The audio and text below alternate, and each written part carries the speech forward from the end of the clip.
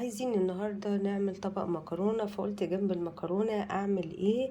اعمل حبة بطاطس كده محمرة بطريقة مختلفة، اتقل من الشيبسي شوية. بصوا يعني عريضة شوية اهي، وهنحمرها دلوقتي ونشوف هنعمل ايه. يلا بينا.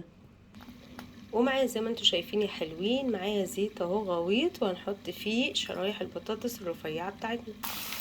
وعلى ما تحمر البطاطس كده تعالوا نشوف هنعمل ايه. يلا بينا.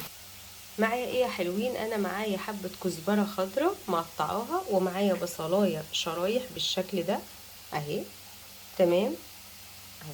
على ما البطاطس تحمر وهنطلعها ونشوف هنعمل ايه تاني. ايه الخلطة اللي هنعملها يا حلوين عشان تعزز الطعم وتدينا طعم تحفة في البطاطس؟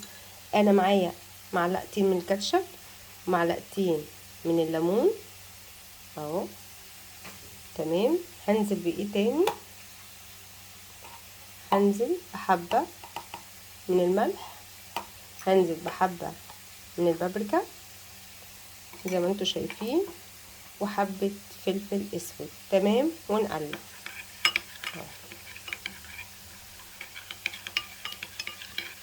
بالشكل ده. بصوا هتدينا طعم تحفة تحفة بجد، مع الكزبرة الخضراء مع البصل هيبقى حكاية. يلا نطلع البطاطس، يلا بينا. وده شكل البطاطس الشيبس بتاعتنا يا حلوين. يلا نطلع مع بعض. ومعايا البطاطس يا حلوين زي ما حضراتكم شايفين. هنزل بايه؟ بالبصل بتاعنا شرايح، والكزبرة الخضراء. ما عندكش كزبرة وعندك بقدونس ماشي، اي حاجة خضراء بتدي ريحة وطعم زي ما انتوا شايفين كده اهو. هننزل بقى بالخليط اللي احنا عملناه. بصوا الليمون والكاتشب هيوديكي في حتة تاني خالص خالص خالص. ونقلب كده.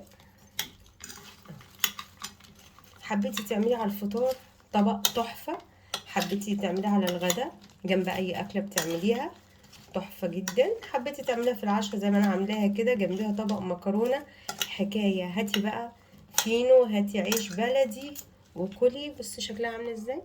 بصوا بجد احلى طبق بطاطس ممكن تعمليه، وجنبيه بقى طبق المكرونة اللي انا عاملاه.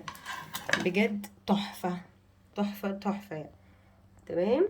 قومي جربيه واعمليه وقولي لي رايك في حبه البطاطس دول، حكايه هيعجبوكي جدا جدا. متنسوش في اللايك والشير وتفعلوا الجرس عشان يوصلكوا كل جديد، وبالهنا والشفا.